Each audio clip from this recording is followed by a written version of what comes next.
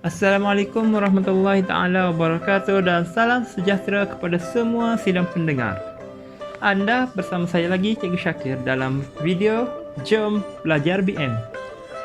Baiklah sidang pendengar sekalian, pada kali ini saya ingin berkongsi mengenai satu aktiviti, satu teknik yang saya hasilkan pada tahun 2019 untuk membolehkan satu pembelajaran tetapi menguasai banyak soalan berkaitan tata bahasa. Saya namakan aktiviti ini tertingkap sintaksis.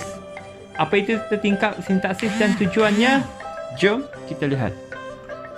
Antara tujuan saya menghasilkan tertingkap sintaksis adalah untuk mengenal pasti cara untuk menjawab pelbagai bentuk soalan sintaksis.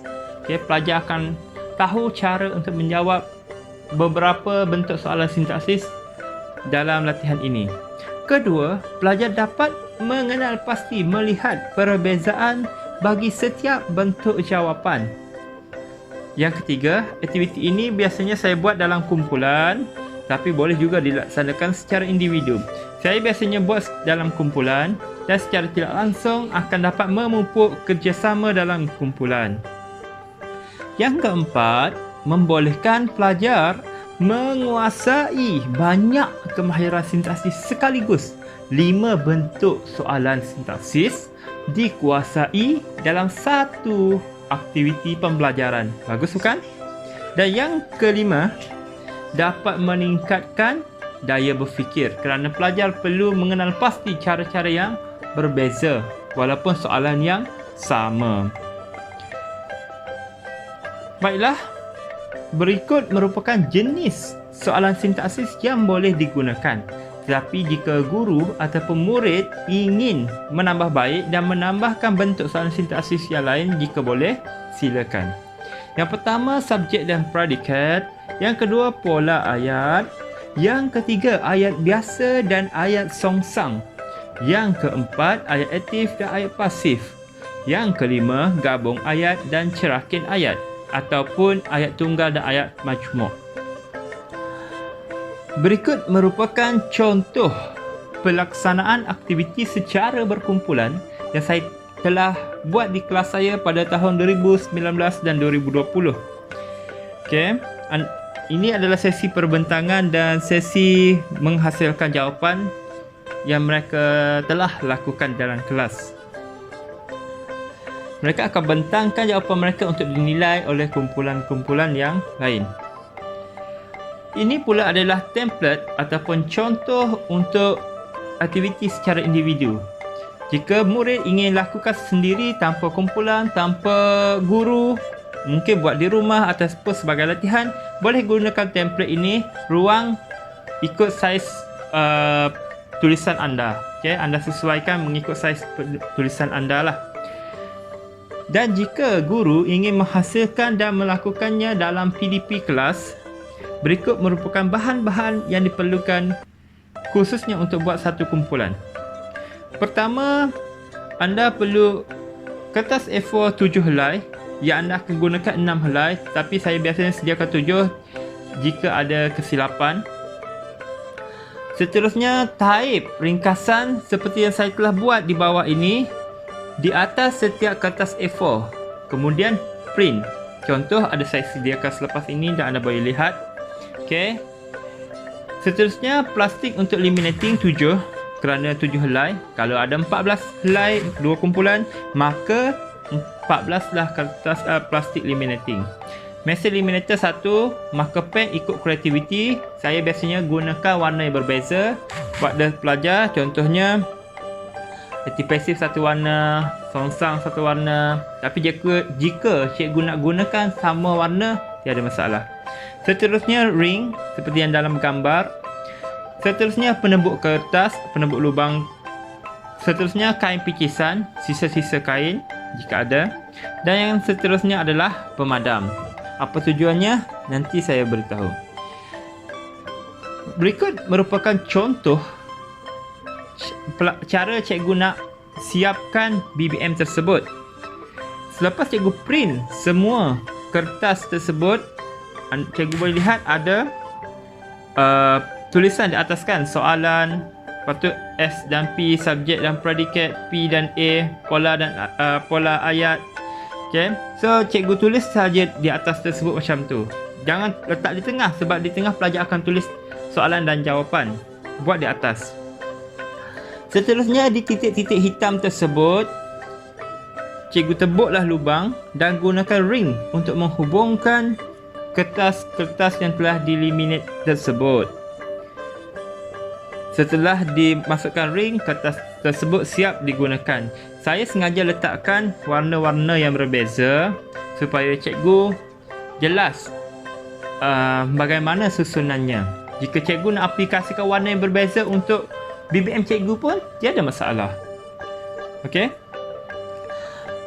Berikut merupakan contoh bagaimana menggunakan tertingkap sintaksis. Okey.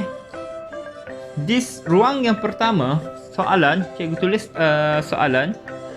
Pak Abu dan Pak Leman masih mampu mengangkat batu yang sangat berat itu. Jadi, subjek dan predikat di ruangan yang kedua. S iaitu subjek Pak Abu dan Pak Leman. P masih mampu mengangkat batu yang sangat berat itu. Pola ayat, cikgu tulislah apa jawapannya. Biasa dan songsang, cikgu tulislah apa jawapannya. Aktif dan pasif, cikgu tulislah apa jawapannya. Dan gabung dan cerakin, cikgu tulislah apa jawapannya. Cuma saya ingin terangkan sedikit, jika soalan tersebut merupakan ayat songsang daripada awal, maka di bahagian biasa dan songsang tersebut, pelajar perlu tukarkan ayat songsang tersebut kepada ayat biasa. Jika soalan ayat biasa, pelajar tukarkan kepada ayat songsang. Begitu jugalah dengan aktif dan pasif. Okay. Soalan aktif dan pasif, ada sesetengah ayat tidak boleh dipasifkan. Jika soalan yang diberikan tidak boleh dipasifkan, maka pelajar tidak perlu tulis disebut, cukup sekadar dash. Okay. Maknanya tiada jawapan di situ. Ataupun boleh juga salin balik soalan. Di bahagian gabung dan cerakin, murid kena pastilah soalan tersebut melibatkan berapa ayat tunggal. Jika ada 3 ayat tunggal, maka perlu pecahkan dan tulislah ketiga-tiga ayat tunggal tersebut. Boleh cikgu? Jelas? Jelas pelajar? Jom kita lihat bagaimana cara pelaksanaan di dalam kelas. Pertama, agihkan pelajar kepada beberapa kumpulan, sebaiknya 5. Kenapa 5 sedangkan kertas ada 6? Kerana biasanya saya buat yang menulis soalan dan yang menjawab soalan pola ayat orang yang sama. Kerana pola ayat ringkas sahaja jawapannya. Yang kedua, edarkan BBM yang telah disediakan, iaitu tertingkap untuk jawapan tersebut kepada setiap kumpulan. Boleh lantik wakil untuk ambil. Seterusnya, boleh serahkan soalan kepada pelajar. Ini terpulang cikgu. Tapi serahkan satu demi satu. Jangan terus serahkan 5 sekaligus soalan. Serahkan satu demi satu.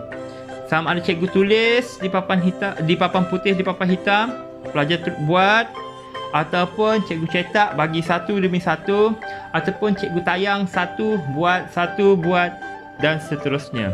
Okey, terpulang pada kreativiti cikgu. Biasanya saya beri masa sekurang-kurangnya 5 minit kepada setiap kumpulan. Jangan terlalu lama kerana mereka boleh siapkan dalam masa yang sebenarnya lebih singkat lah daripada 5 minit. Yang kelima, pelajar boleh agihkan tugasan dalam kumpulan masing-masing. Terserah kepada mereka. Dan mereka boleh buat giliran. Soalan 1, siapa jawab subjek predikat. Soalan 2, siapa jawab pola ayat. Mereka boleh gilirkan supaya semua ahli kumpulan dapat menguasai semua kemahiran. Seterusnya, setiap kumpulan boleh buat perbincangan dan pembetulan. Terpulang kepada cikgu bagaimana, mungkin boleh tayang jawapan, mereka semak sendiri ataupun mereka bentangkan secara ringkas kumpulan demi kumpulan. Terserah pada cikgu. Biasanya saya buat juga dalam bentuk permainan supaya lebih fun. Kirakan markah berapa betul. Itu terpulang kepada kreativiti. 7. Tukarlah soalan yang kedua dan ulanglah langkah-langkah yang seterusnya sampailah soalan habis. Okey. Saya juga telah sediakan beberapa soalan. Jadi apa kata, jom buat soalan. Boleh ke tak? Soalan pertama. Dengarkan dengan teliti. Haikal Hakimi sangat mencemburui kekayaan yang dimiliki oleh Aiman. Haikal Hakimi sangat mencemburui kekayaan yang dimiliki oleh Aiman. Sila buat jawapan anda sekarang. Boleh hentikan video ini ketika pelajar sedang membuat jawapan. Dan apabila selesai, sambunglah video. Soalan kedua. Kebun rambutan di hujung kampung itu telah diceroboh oleh warga asing petang semalam. Kebun rambutan di hujung kampung itu telah diceroboh oleh warga asing petang semalam. Soalan 3. Suresh gemar makan karipap. Suresh gemar makan karipap. Soalan 4. Setiap pelajar perlu menghormati ibu bapa di samping para guru yang telah mengajar mereka. Setiap pelajar perlu menghormati ibu bapa di samping para guru yang telah mengajar mereka. Soalan 5. Jacqueline telah memanjat pokok kelapa kerana haus. Jacqueline telah memanjat pokok kelapa kerana haus. Soalan ke-6. Budak itu telah menakluk Gunung Kinabalu ketika berusia 6 tahun. Budak itu telah menakluk Gunung Kinabalu ketika berusia 6 tahun. Juga boleh gunakan perkataan menawan di situ sebenarnya. Soalan ke-7. Pemimpin-pemimpin negara ASEAN telah menandatangani perjanjian diplomatik demi memastikan masalah pencemaran dan kemerosotan ekonomi dapat diatasi.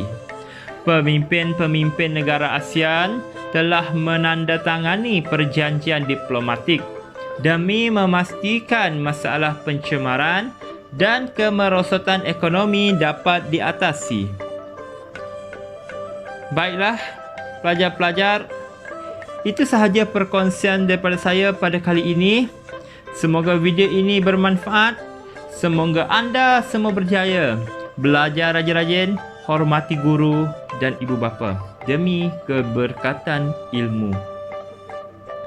Manfaatkan penulisan ini sebaik mungkin dan satu peringatan saya, kebiasaannya pesan saya kepada para guru, kebiasaannya saya memberikan soalan-soalan yang berbeza kepada setiap kumpulan. Tapi nak berikan soalan yang sama pada masa yang sama juga tiada masalah.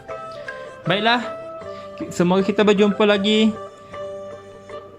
Semoga bermanfaat. Selamat maju jaya. Apalah mengarut sangat ni. Selamat maju jaya. Jumpa dan jumpa lagi. Bye-bye.